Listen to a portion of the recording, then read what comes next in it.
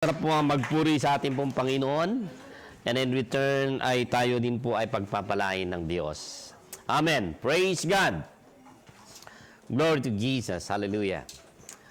Good morning po sa ating po mga kapatid. Doon po sa ating mga nanonood po, nakikisa po sa ating gawain sa umagang ito. Pagpalain ka ng Panginoon for this morning. Praise God. Hallelujah. Trouble is inevitable. Hindi talagang nandyan po palagi, mga kapatid. And when it comes to trouble, sometimes we get distressed. And sometimes, dahil po nadidistress po tayo, ay hindi natin po alam kung paano natin tayo mag-response. At sometimes we react. Amen? And punta po tayo mga kapatid sa ating pong pag-aaral ngayong umagang ito. Actually, it's a message po sa ating pong mga kapatiran doon po sa pupuntahan po natin mamaya. So yung mga po natin, music ministers natin ay mauna po para mag-uwen po sa anniversary po ng ating mga taga-Ichikawa. Okay, po ni. Praise God. But let's concentrate again sa ating pong pag-aaral sa umagang ito. A while ago, I asked again na hindi may kakaila na mayroon po tayong mga problema sa pang-araw-araw na ating buhay. Maating kayuda sa pamilya, sa trabaho, and sometimes problema ng iba ay problema din natin. Nadadamay din po rin tayo. Ngayon, kung paano natin ito ngayon mabibigyan ng kalutasan. Praise God. At ang salita ng Diyos ay nagbibigay po ng mga solusyon sa ating pong buhay. Amen. At sa buhay po ni Nehemiah, at tutungo tayo po doon sa istorya po ni Nehemiah. Verse 17 ng chapter 2, Nehemiah. Verse 17 hanggang 18. 17 and 18. Then I said to them, you see the troubles we are in. Alam niyo na ang problema. You see the troubles, nakikita niyo ang mga, actually, yung ibang salin is distress. You see the trouble or distress we are in. Okay? Jerusalem lies in ruins, and its gates have been burned with fire. Come, let us rebuild the wall of Jerusalem, and we will no longer be in disgrace. Verse 18, I also told them about the gracious hand of my God upon me, and what the king has said to me. So they replied, let us start rebuilding. So they began this good work. Tayo po ay manalangin. And the title of the message about manalangin is, nakalagay po ay, Arise and Build Together. Arise and build together. So tayo po ay manalangin naman namin. Diyos, salamat po sa umagang ito na biniyahan nyo kami, O Panginoon, ng isang napagandang araw na ikay sambahin.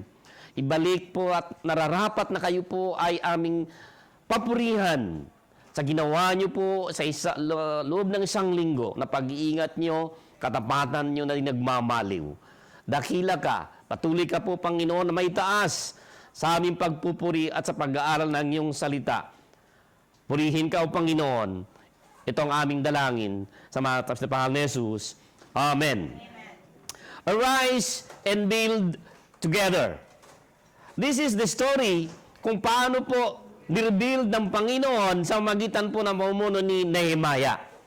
It's a rebuilding of the walls around about Jerusalem, at si Nehemiah po ay ginamit na pong Panginoon. So yung verse 17 and 18, hindi natin po maintindihan kapag hindi natin babasahin yung buong chapter. Kung bakit po nasabi doon, let's rebuild. At sino po yung kausap nito? Actually, kung po yung babasahin po natin, mayroon pong mga tao dito sa senaryo na makita natin, nakausap po si Nehemiah. Chapter 2, buong chapter 2, at babasahin po natin. Okay, para yun po ang magiging mensahe po sa araw na ito. Pagkabasa natin, of course, hindi pa tapos yun. Verse 1, in the month of Nisan, di ba, in the month of Nisan, parang sasakyan, no?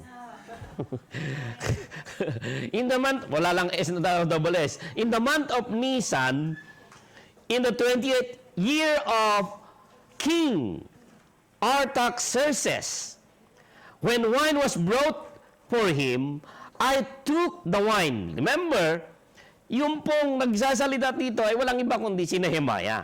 Kaya in the month of Nisan, siya po ay cupbearer kasi dito. When wine was brought for him, I took the wine, si Nehemiah. I took the wine and gave it to the king. Sino po yung hari? Si Artaxerxes. Okay, ang hirap na naman no? I had not been said in his presence before. So naman natin na, hindi pa siya naging, siguro pag pumupunta siya, siyempre kayo naman po, pag hari ang kausap niyo, hindi niya pakikita na kayo po ay malungkot. Okay? So I had not been said in his presence before. So, dahil napansin siguro ng hari, the king asked me, why does your face look so sad? And so why does your face look so sad when you are not ill? Eh, wala ka namang sakit. This can be nothing but sadness of heart. Okay? Maunaman po natin, mga kapatid, di ba? Kung minsan, kapag bigla pong ang ano nyo, kasalamuhan nyo lagi, di ba? Kung minsan ay mag-aayos, maganda, di ba? Na maayos, basta maayos, alam niyo po, lalo sa mga mag-asawa, di ba?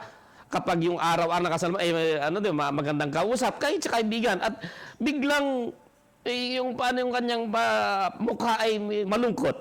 Di ba? Kung minsan, bakit ka malungkot? Dahil hindi kayo sanay. Tama?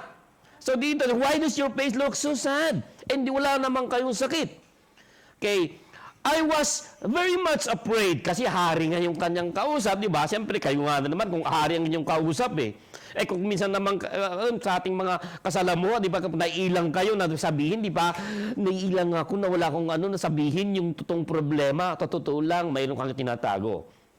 So dito, I was very much afraid, but I said to the king, dahil nagtatanong po ang hari, siyempre, bubulahin niya yung hari. So may the king live forever. Alanganin naman na negative ang sabihin niya kaagad. Okay, may the king live forever. Why should my face not look so sad when? Sinabi niya na yung totoong dahilan. Why should my face not look sad when the city where my fathers are buried lies in ruins and its gates have been destroyed by fire? So doon po nagsimula yung totoong dahilan bakit nalulungkot. So, sumagot ng hari, the king said to me, ano talaga ang kailangan mo? What is it that you want? And then, so maganda po yung response ni Nehemiah. I prayed to the God of heaven. And I answered the king. Siguro bago siya sumagot sa hari, kasi nag-iingat siya siguro. Humingi muna siya ng kasagutan sa magitan ng panalangin. So, di natin alam kung ilang days muna bago Then I prayed to the king. Siguro, habang nagipagtalastas siya agad, nanalangin na rin kagad. At the moment, magaling talaga si Nehemiah. Then I prayed to the God of heaven and I answered the king. Kaya kung minsan, pag bago tayo sumagot, pagpanalangin muna natin. Amen? Na habang nagipagtalastas, lalo kapag mayroong konfrontasyon, o may problema, manalangin. And I answered the king. So, hindi nagkamali. Dahil mayroon siyang talang dala-dala na kalungkutan, na problema. And I answered the king, if it pleases the king, and if your servant has found favor in his sight, let him send me to the city in Judah where my fathers are buried so that I can rebuild it. See? Meron na pala siyang parang minamanoy pilit na kaagad yung hari. Pero suggestion, alam na naman na yun ang damdamin niya. So then the king, kasama yung with the queen beside him, asked me, gaano ba naman talaga? How long will your journey take? And when you will get back? Yun ang tanong ng hari. If it please the king to send me, so I set a time. So, hindi natin alam kung ilang panahon yun. Verse 7. If it pleases to him, if it pleases the king, may I have letters to the governors of Euphrates, so that they will provide me safe conduct until I arrive in Judah, and may I have a letter to Asaph, keeper, the king of the forest of King Spur, so he will give me the timber to make beams to the gates of citadel by the temple, and for the city wall, and for the residence I will occupy. And because the gracious hand of my God was upon me, the king granted my request. See? Kasi bago siya nakipag-usap sa hari, nakipag-usap muna siya sa hari ng mga hari. So, kasi siyempre kapag kinasam, ay yes na kagad. And because the gracious hand of my God, see, because the gracious hand of my God was upon me, the king granted his request. So I went to the governors of Trans-Euphrates and gave them the king's letter. Then the king also sent army. See? Yung hiningi niya, mayroon pang dadag, talagang ginardyahan pa. Okay? The king also sent me an army officers and cavalry with me. See? So, yung hindi niya naisahan, may bonus pa. See, pag tayo nananalangin, kapag talaga ng kaluban ng Panginoon. So, ito po yung naganap. But sa verse 10, when Sanballat, okay? May balat talaga siguro to, no? When Sanballat, the Horonite, and Tobiah, the Ammonite official, heard about this, they were very much disturbed. Alam niyo mga kapatid, pag may mga naiinggit talaga, hindi mapakali. Okay? They were disturbed that someone had to come to promote the welfare of the Israelites. Again, this is a battle again. So, verse 11, I went to Jerusalem, and after staying there 3 days, I set out during the night with a few men. Again, in the night, nung nakaraan, di ba, si Nicodemus, in the night, there's something strange when you go out in the night. Bakit? Night. Okay? Parang misteryoso, no? I set out during the night with few men.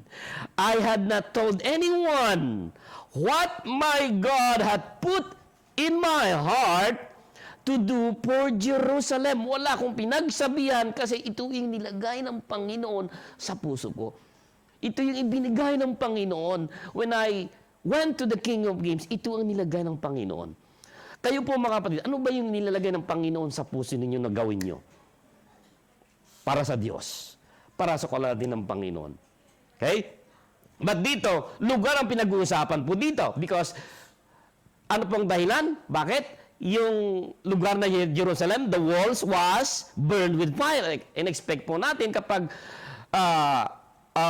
isang syudad, kasi ang isang syudad, mga kapatid, na wala pong wall sa kapanahunan nila, ay madali pong nilulusob ng mga kaway. So, kapag wala po yung mga walls, vulnerable po ang kaaway na sila lulusubin. Okay? So, nakita ngayon ni Nehemiah dito po yung burden, yung problema. At itong mga tao ay distressed sila, troubled sila. Okay? So, titingnan po natin, ito'y inilagay ng Panginoon sa puso ni Nehemiah. There were no mounts with me except the one I was riding. Verse 13, by night I went out to the valley gate. Lahat ng mga gate yata yan, valley gate, dung gate, jack, ano naman yan? Okay? Examine the walls of Jerusalem which had been broken down and its gates which had been destroyed by fire.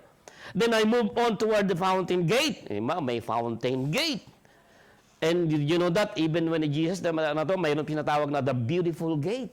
So lahat ng pumapasok doon ay gaganda.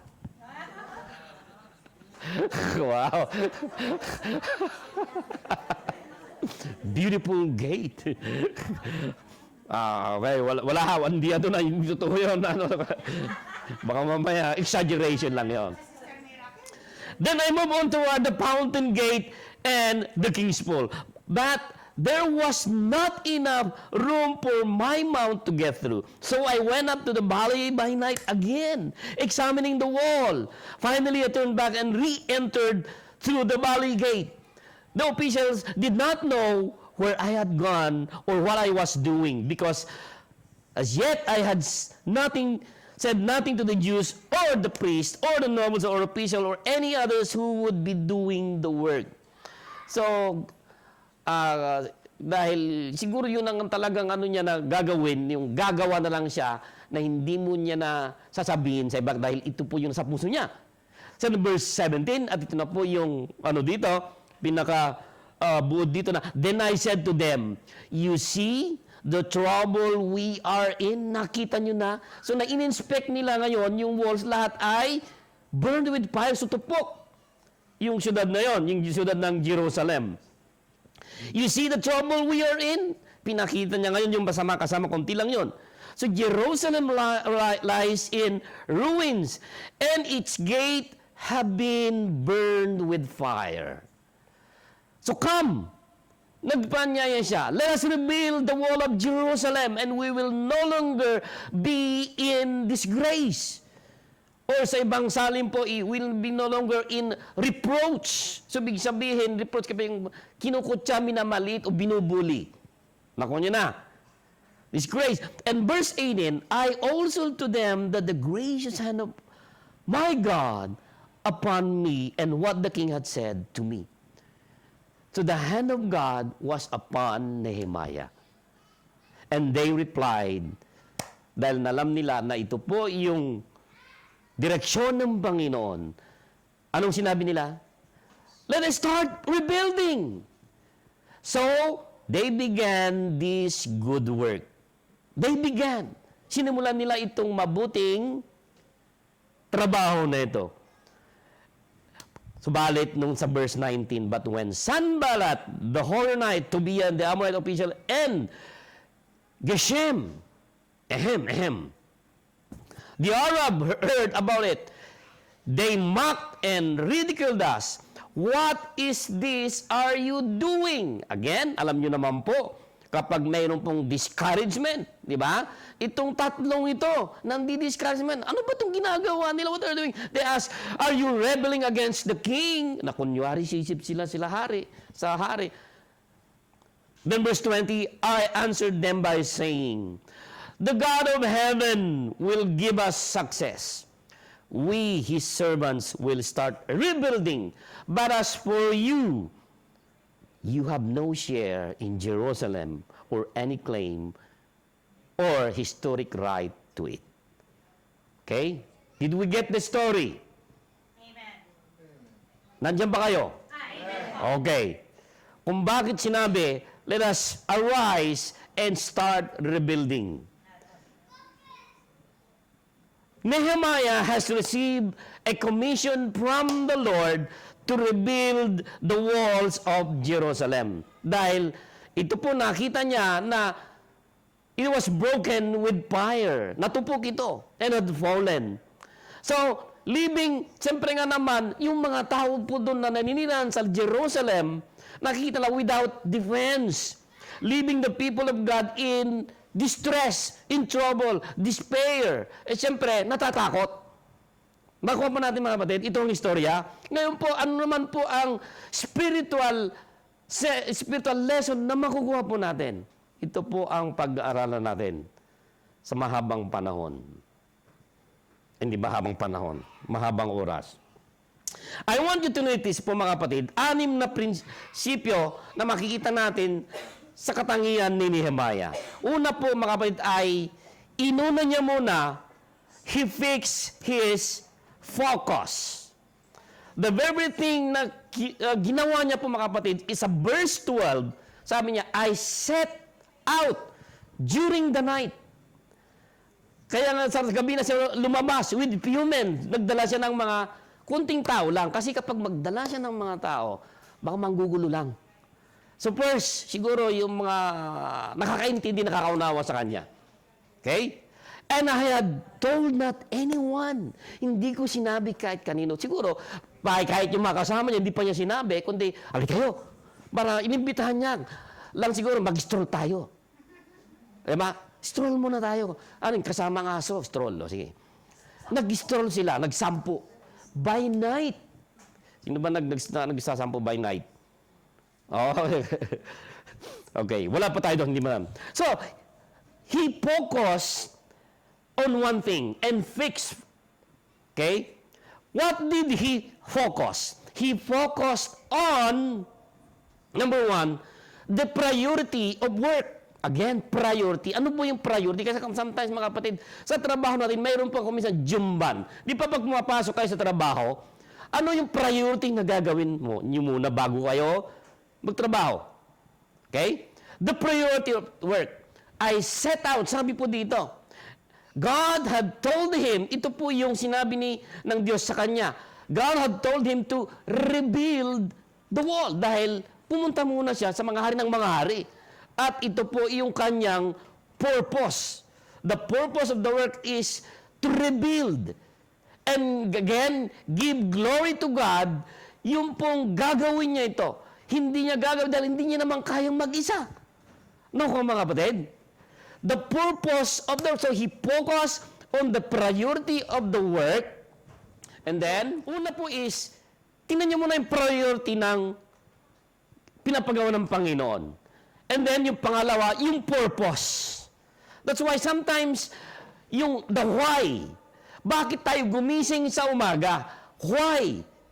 What forced you to get out na pumunta sa trabaho? Again, napag-usapan natin mga kapatid, the why. Why you are existing. The reason why you are existing. The purpose of the why. He focused on the purpose of the work. He focused. Dito, let us rebuild the wall. Ito po. And we will no longer be in disgrace. Doon po sa verse 17. At nakita niya naman na may promise. Promise in the work. In the work, I had not told anyone what my God. I had not told anyone what my God had put in mind, because what God will put in your heart, kasi yun po yung promise. Nakuha natin mga kapatid, the promise in the work, to do the work. Na kung may pinapagawa ng Panginoon at nilagay sa puso ninyo, may promise na bibigyan ng Panginoon sa inyo na hindi kayo pabayaan. Amen? So Nehemiah had a mandate from God. Nehemiah was a man na alam niya paano mag-isa. First is, he get alone with God. And if you're going to, and if you're going to read again, the preceding chapter 1, hindi nangyari yung chapter 2, palawa ng chapter 1. Okay? At kung babasahin mo yung chapter 1, you will find something about his character. Si Nehemiah, ang ginawa niya is, he fasted.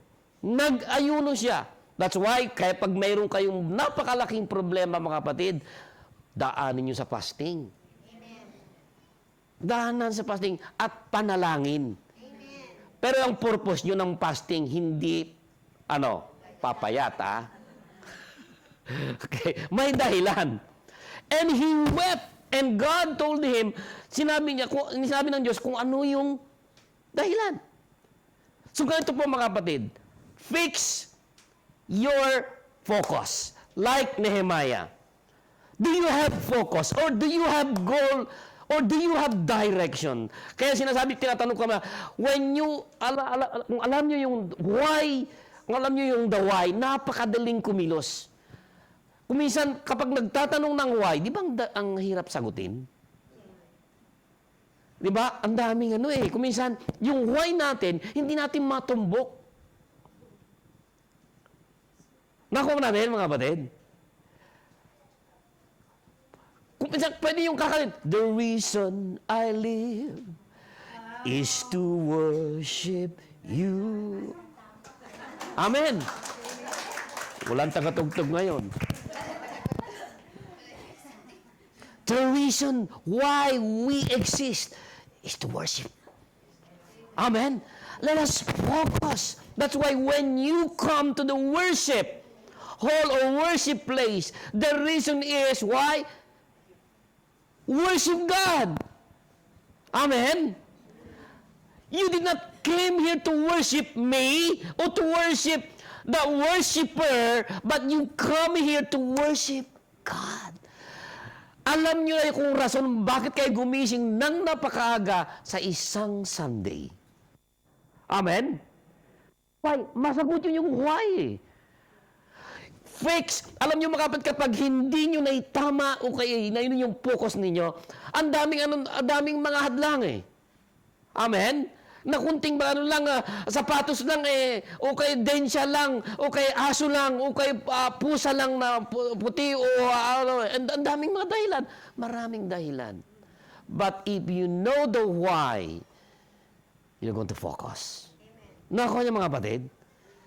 Then you know what you are going. You know what God has for you to do individually.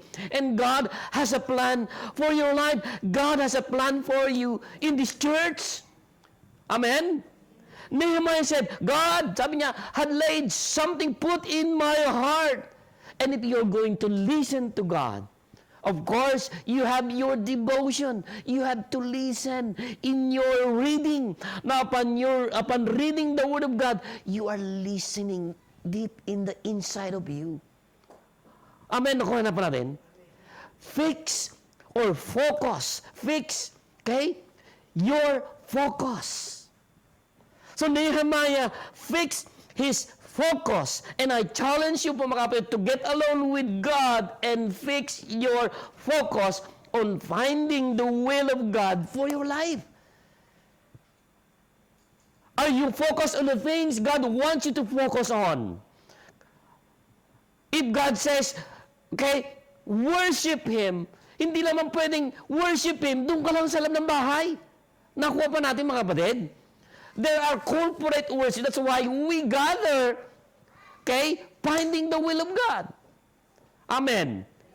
So una po mga kapatid, ang ginawa niya is, fix your focus. The priority, the purpose, and the promise. Pangalawa, he found the facts. He found yung katotohanan. Okay? Verse 13 hanggang 15, kung babasahin po natin, di ba, set by night. The second thing he did is, not only did he fixed yung focus niya, but also he found, nakita niya yung katotohanan. Anong nangyari? Anong katotohanan? Yung realidad. O baga, i-assess mo yung sarili mo din. Dito nga, in-assess niya mismo yung lugar. He is out there getting facts, yung katotohanan. Because gusto niya na makita yung kondisyon. Yung totoong kondisyon, hindi yung bali-balita lang. Hindi yung sino nagsabi. Di ba kuminsan, kasi kuminsan yung pagsalin, nabawasan. Nakuha na pa natin? Yung pagsalin, isinalin na naman, nadagdagan din. Nakuha pa natin mga kapatid? Yung malinaw, lumalabo. Nadagdagan, alam nyo naman ang chismis, pasalin-salin, hanggang pagdating sa at siya na ngayon yung panghuli, okay, iba naman yung kanyang pangunawa, okay. So ito po mga kapatid, ano po yung totoo?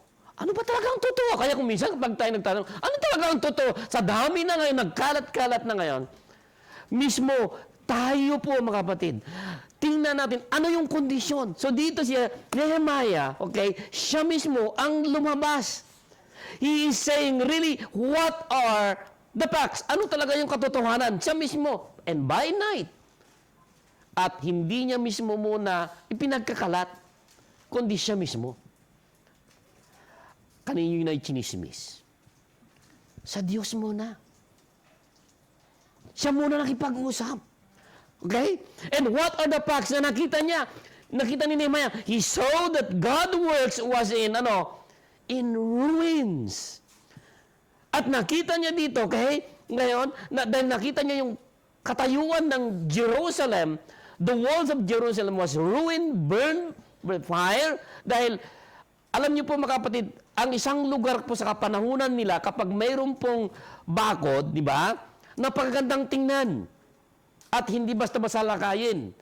Dahil nasa lakay sila, siyempre, alam niyo na mga kaharian noon, di ba? They burn sinusunog, hindi kagaya noon, isang push button lang, tupok. Madali lang nakakasalakay, pero ang pagsalakay noon, di ba? Kaya susunugin po yung kanilang sasalakayin. So, yung gates ng Jerusalem, vulnerable ngayon. Naulit ko po. So, hindi nakita ngayon ni Nehemiah yung katotohanan to. Alam niyo po mga kapatid, without walls, doon sa kapanahunan po ng mga kaharian noon, without walls, you leave yourself open to the enemy, sa mga kalaban, pag walang bakod. Nakuha na pa natin mga kapatid? Okay, sabihin natin, yung bahay ninyo pag walang bakod, kung sino-sino lang pumapasok. Tama? Napag-usapan natin gate, napag-usapan natin door. Kapag walang pintuan o door ng inyong bahay, kung sino-sino lang papasok. Eh lalo sana Pilipinas, may sinatawag na salisi. Tama yung pagtagalog. Mga salisigang, di ba? Kapag nakabukas ang pintuan, madaling papasukin ng mga magnanakaw. So sabi nyo, without walls, you leave yourself open to the enemy. Now, in the spiritual sense po mga kapatid, without walls of prayer in your life, without the walls of fellowship, without the walls of Bible study, you are vulnerable. Sa kaaway po natin, walang iba kundi ang dyablo. Amen? When you are in distress, you are vulnerable po mga kapatid. So without this thing, the wall of the strong family ng mga kapatid, dito sa mga Hudyo noon, vulnerable sila. So nakita ngayon ni Nehemiah dito na dahil kapag walang bakod o walang wall na ito, problemado sila. So ngayon, it's time to rebuild, to fortify, patatagin yung bakod na yon para magkaroon na naman sila ng kapanatagan. Nakuha po natin mga kapatid. So ngayon mga kapatid, kapag mayroon po tayong mga problema sa buhay po natin, tingnan natin yung katotohanan, facts, yung realidad. Huwag na tayong kung ano-ano ang mga paligoy-ligoy. Tingnan natin po mga kapatid. Assess yourself. Examine yourself. That's why when we come into the Lord, examine me. Diba? Reflection, times of reflection. Assess what is your condition spiritually. Maybe you have no walls of prayer, walls of Bible study, walls of fellowship that guards you from the enemy of your spiritual body. So vulnerable po tayo dito, mga kapatid. So I want you to do, mga kapatid, yung ginawa ni Nehemiah. Let us examine ourselves. And he found the facts. Nakita niya yung katotohanan na ito, na vulnerable. Okay? Ngayon po, anong ginawa sa sunod? He formed a fellowship. That's why po mahalaga po ang fellowship.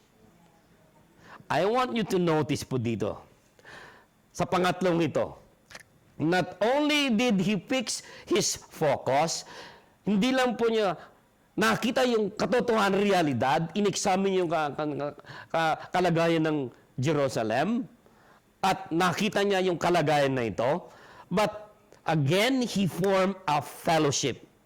Verse 17, then I said to them, nakikita nyo, you see the trouble we are in? Jerusalem lies in ruins, and its gate have been burned with fire. Ano sinabi dyan? Sunod. Come! Come! Nagtawag siya, come! Let us rebuild the wall of Jerusalem. So Nehemiah again is motivated. Nehemiah is inspired. Ito po yung urgency because the survivors, marami pong mga survivors, pag sinabi sa Tagalog, survivors. Wala, hindi naman, survivors. Mga natitira. mga nakaligtas doon sa, ano ka, di ba? Di ba pag sinunog o pag sinalakay, may mga nakaligtas, okay? So ito pong mga taong survivors na ito, from captivity, na kung saan sila napahirapan, sabi niya, they are in great trouble. They are in trouble. Sa ibang saring is distress. And they are open for reproach. Okay? So the wall of Jerusalem, dahil ito nakita niya ito, it's broken down and its gates is burned with fire. Si Nehemiah, sabi niya nito, nanangis siya sa Panginoon. With numerous days and in his misery, he turned to the Lord of God of heaven. Si Nehemiah ngayon po mga kapatid, pumunta siya sa ating pong hari ng mga hari, hindi lang bago muna doon sa si Haring Artaxerxes, okay? Kundi pumunta muna siya sa nagpapaupo ng mga hari. Hari ng mga hari. And the source of all blessings. So dito pinakita niya na ngayon na there is the God of Jacob, the God of Abraham, na nakakita nakatalos ng totoong nagbibigay ng proteksyon. He looked unto the Lord who keeps the covenant and mercy with those who love and obey Him. Of course, gagamit siya ng mga tao. Alam niya, gagamit dahil nandun po yung hari. Nehemiah is concerned about the survivors. Yung mga nakaligtas po doon, yung mga natira, dahil problemado sila. They are in distress. Are there any survivors here? I will survive. Saan kayo nag-survive? Are there survivors in great distress? Dito mga kapatid. You survive because I don't know your big problem. Naku, parang hindi ko malustan ito. Lahat tayo ay dumadaan ng mga malaking problema. Parang sinabi, ito na yata yung buong buhay ko, ito yung kakaiba ngayon. Do you survive? Nakasurvive kayo? Amen? Are there any survivor here now? Okay. A survivor is a person who has been through some catastrophic event or episode where others didn't make it, but somehow, by the grace of God, they survived. Like for example, mga cancer po mga kapatid. Naakala ay 3 months, 4 months, but they survived. Miracle healing. Eh yung problema mo na lang na para akala natin ay parang hindi natin malusutan. But you survived. By the grace of God. Eh, how about yung mga nanay? Yung mga nanay nagpalaki ng kanilang mga anak na parang hindi kaya mag-survive because ginagawa nila yung tatay na nanay pa. But you survive by the grace of God. Again, when was the last time na akala mo hindi ka makasurvive because of your little problem or big problem? But you survive. Are there any survivors here now? What I mean po mga kapatid is, when a survivor, a person when you are against the odds, okay? Alam niyo mga kapatid na mayroon tayong adversary sa buhay na akala natin hindi natin kayang malustan, but you survive. Anong worship na song na kinakanta natin?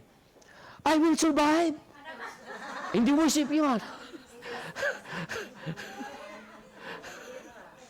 I will survive. Nehemiah did not believe in one ministry. Why, mga batid? There is power in fellowship. Nehemiah did not believe in one-man ministry. Nehemiah knew that there is strength in unity. And he know that he could not possibly do it by himself. That's why, come! Magtawag siya. And though God had called him to lead, he said, "Come, let us do it together." Amen. In unity, mga kapatid, there is strength. Makuha pa natin, mga kapatid. It's time to get focused and stay together, and let us arise and build yourself when you are in down. Nakuha pa natin, mga kapatid. Repeat after me. Let us arise and build ourselves. Let us rise again. Nakapag tayo ng lulumo dahil sa sakit, nakala natin yung mga sakit na yun, we will not survive. Then you can say, I will survive. Amen? But please, mga kapatid, you cannot survive by yourself alone.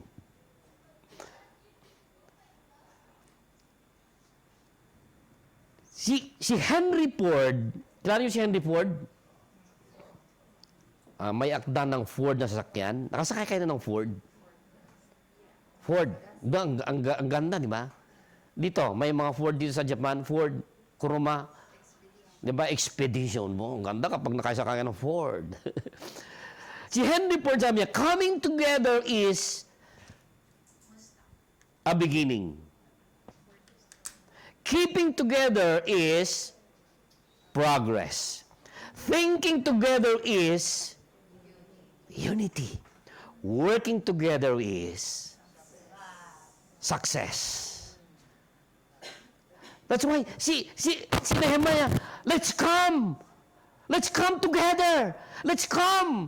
Doon na nagsimula, let's come because we can progress. Let's come because what I think this is from God, because the hand of God is upon me, is upon us, no one will come against us. Because the hand of God is upon us. Nakuha po natin, mga kapatid? Working together. No matter what you are doing, if you're even building your own personal life, you can't do it by yourself. So the Bible says that no man lives unto himself. Your family, your husband, your wife, your children, you've got to do it. Either you're going to build your family because your family will build your life. Nakuha natin, mga kapatid, hindi natin kayang mag-isa. Tulad po yung bata who is building their character, the family. Nakuha po natin, mga kapatid. And we are in the family of our Heavenly Father. You can build your life into the family of God, and the author and the finisher of the perfecter of your life ay wala din kundi ang Panginoon. Nakuha pa natin, mga kapatid. Let's do it together in the family, but in the context of the church. Then you can build your life. Form a fellowship. Let me, in translation, form a Bible study group. Na kapag kayo po ay nanghihina po, mga kapatid, kapag kayo ay inaatake, there is someone who will going to defend you. Amen? Meron kayong mapaghingaan. Meron kayong makapatiran na mahingan ng tulong. Do you get me, mga kapatid? Then you can rebuild your life when you are in distress, when you are in trouble. Amen? So let's do it together. We can do it together in the family of context sa church po, mga kapatid.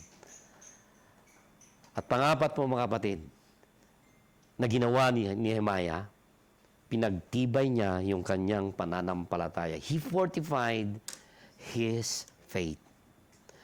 Verse 18, I also told them about the gracious hand of God.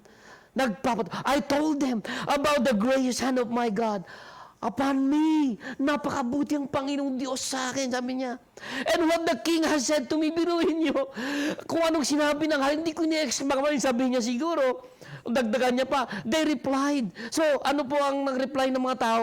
Come, let us start and rebuild. So, they began this good work. This project is about fortifying the fallen walls of Jerusalem.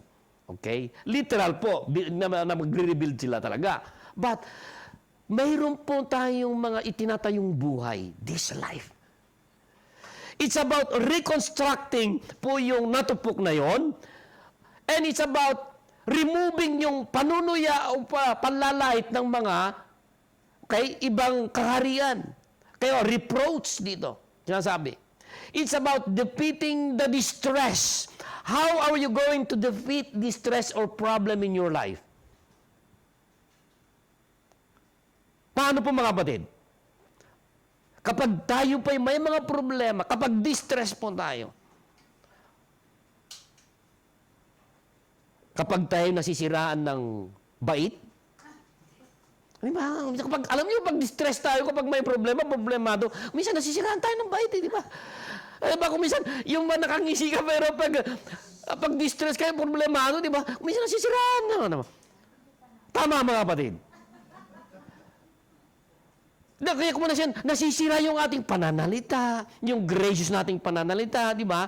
Kaya kung minsan, nakikita ng mga tao, ano ba? Anong nangyayari kay brother? Kaya nasisiraan siya ng ano. Why? Nasira yung mga walls na ito. That must be rebuilt. No, kapatid? So ngayon, pagtibayin natin ang ating pananampalataya. Once again, that if we fall in sin, if we fall in distress, mga kapatid, pagtibayin natin ang ating pananampalataya. It's about defeating distress because the people, the survivors from the yung mga Hudyo noon, di ba? Nakita ngayon ni Nehemiah, it's about defeating the problem, rebuilding the walls, repairing the gates. Kaya pag mayroon tayong nasiraan po mga kapatid, kailangan ito nga i-repair. Nakuha pa natin? I-repair. So the gates dito, ma-renew and restoring Israel's relationship with God. Not only, kasi Jerusalem, ano po itong Jerusalem na sinasabi po dito? It's about the people of God. But may pinuputray po dito. Bakit nandito sa salita ng Diyos na binabasa po natin? I love that verse na sinabi ito. I want God's hand to be good upon me. Do you want God's hand to be good upon you? Amen. Nehemiah reminded the king's words. What had the king spoken unto him? What did he have? First of all, he had the king's permission. Si King Artaxerxes, may permisyo. Pangalawa is, he had the king's protection. Kasi dadaan siya sa mga kaharian. Alam niyo naman po, kapag dadaan siya sa mga kaharian, yung between sa mga syudad o kaharian, mayroon pong mga bandido. At ang tawag ng mga bandido kung saan may mga NPA o yung mga masasamang loob sa paglalakbay. So, dito ngayon, di ba, nagkaroon, di ba, the king's permission at mayroon pang protection. Pangatlo, hindi lang protection, may provision pa. With the permission, with the protection, at provision pa. Sino yung nagbigay? Si King Artaxerxes. But tingnan po natin mga kapatid, from the kings of kings, we have his permission. We have his protection. And we have his provision. Palapan natin ang Panginoon. Patibayin natin ang ating pananampalataya when we are in distress. So much problem that you cannot go through. You think that you cannot go through. You have God's hand. Amen. Palapakan natin ang Panginoon. Nehemiah just simply rehearsed the king. He know that they need the fortified na para mapatibay yung panahon. Hindi lang siya, kundi kailangan niya rin ipagpatotoo. Mga kapatid, sabi nga siguro, nakita ko yung kamay ng Diyos na hinahawakan tayo. Alam niyo mga kapatid, kapag humahawak ng Panginoon, anong klaseng paghawak? Iba-iba kapag nagmamahal. Ano bang klaseng pagmamahal, di ba? Hands to hands, holding hands, di ba? Masarap, di ba? Holding hands. But you enjoy. The hand of God is holding you. Okay? How about yung tight? Paano humawak? Dito? O, paano? Di ba kung minsan kapag bata pa dito, kapag tinuturuan tayo ng Panginoon, there's something kapag hold tight, at may tinuturo, mahigpit. Paano humawak ang mga babae sa leeg ng kanilang mga asawang lalaki? Di ba? Sa relasyon ng mga mag-asawa, paano humawak ang mga babae? Taling-tali.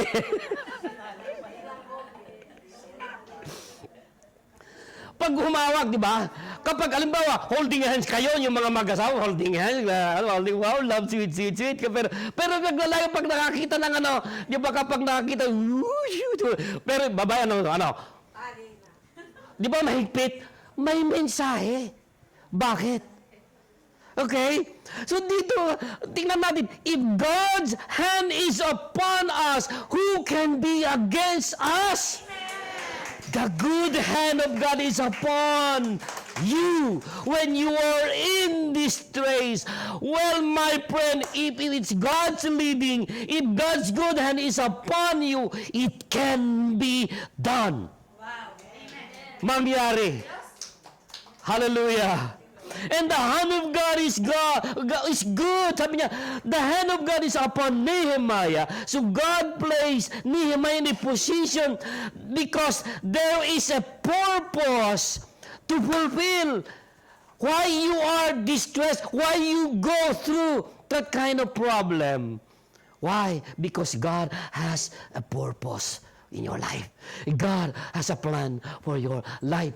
Pagtibayin po natin ang ating pananampalataya. Amen? Remember po mga, the Lord moved the king to give Nehemiah protection, permission, material resources din. Bonus yun.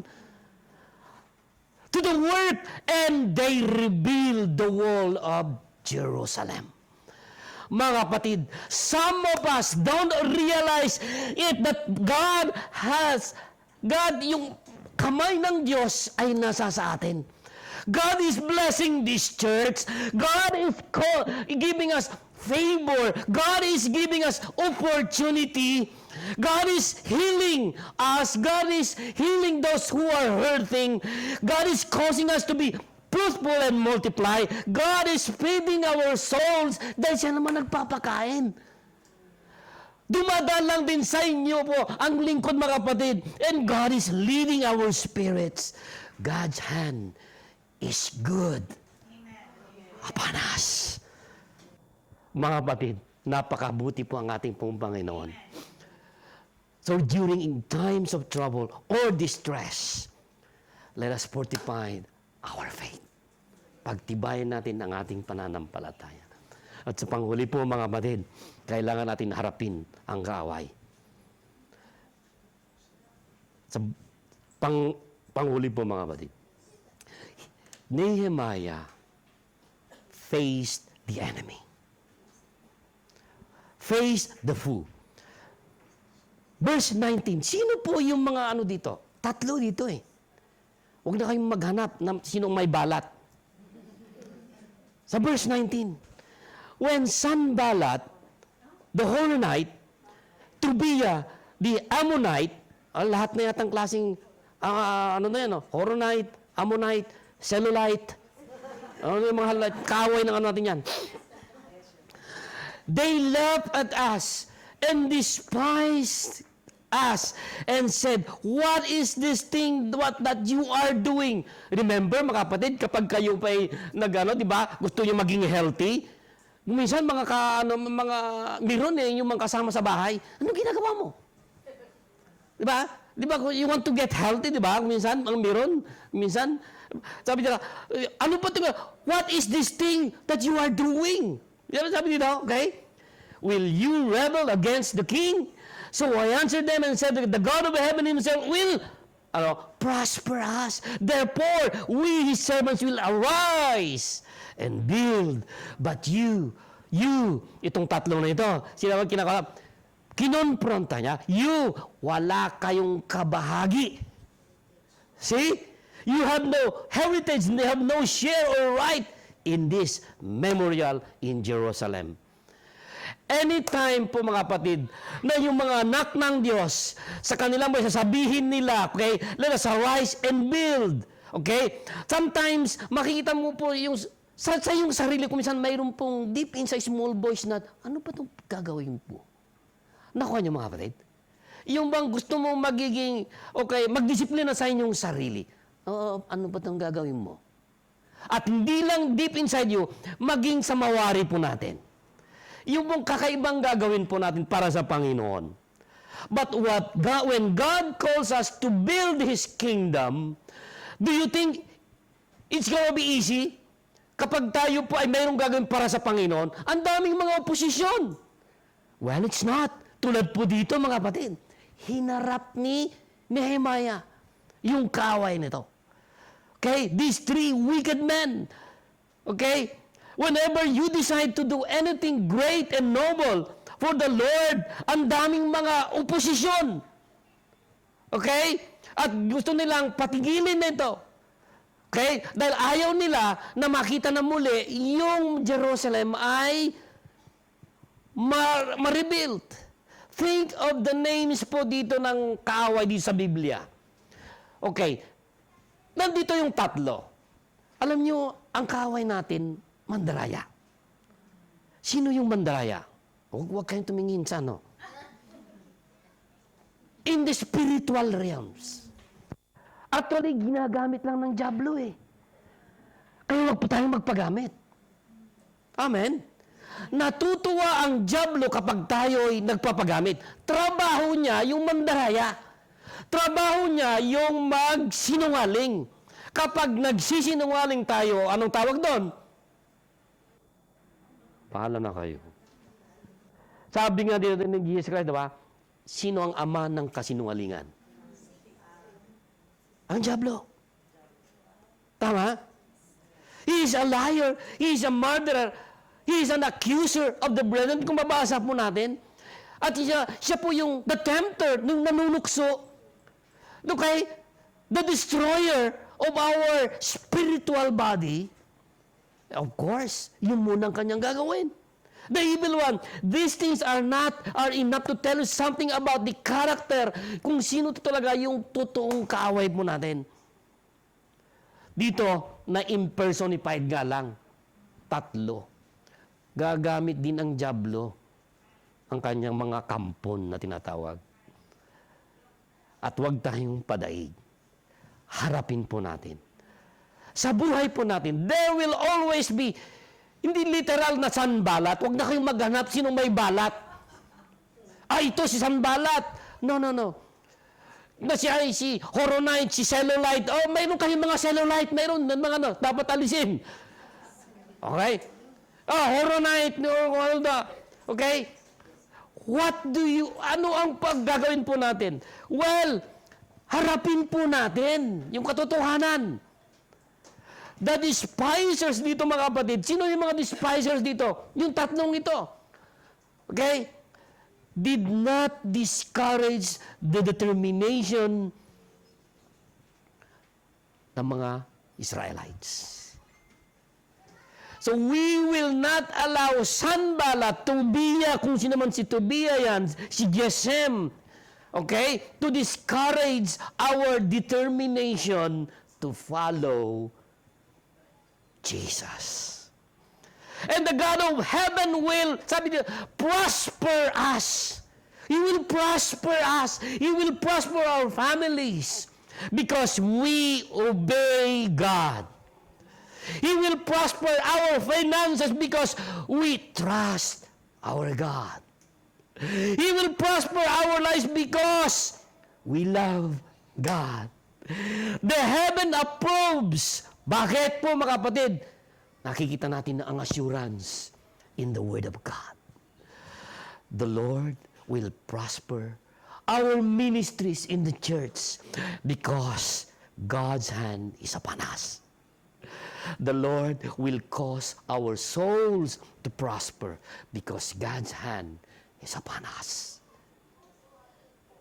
So we can fight the enemy of our soul, not than Satan.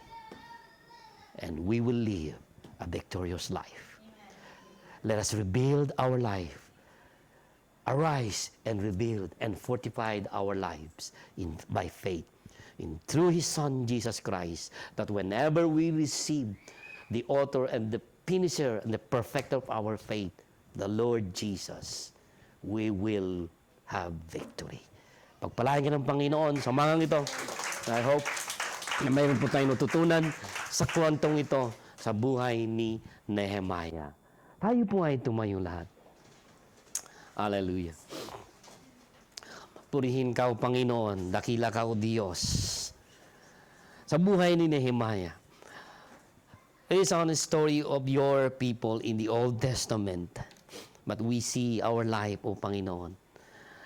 We come into your throne of grace,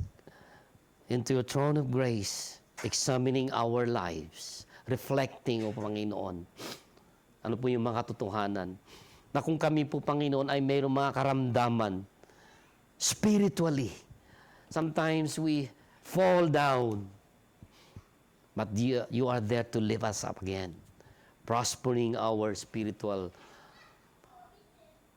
life.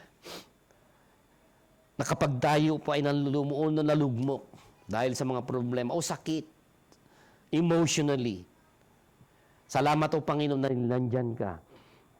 Nagbibigay po Panginoon ng pangako, promise that you are faithful and your love endureth forever. Thank you, Jesus. Thank you, Father God. Bless each and everyone in the mighty name of Jesus. Amen, amen, amen, amen. God bless po mga kapatid.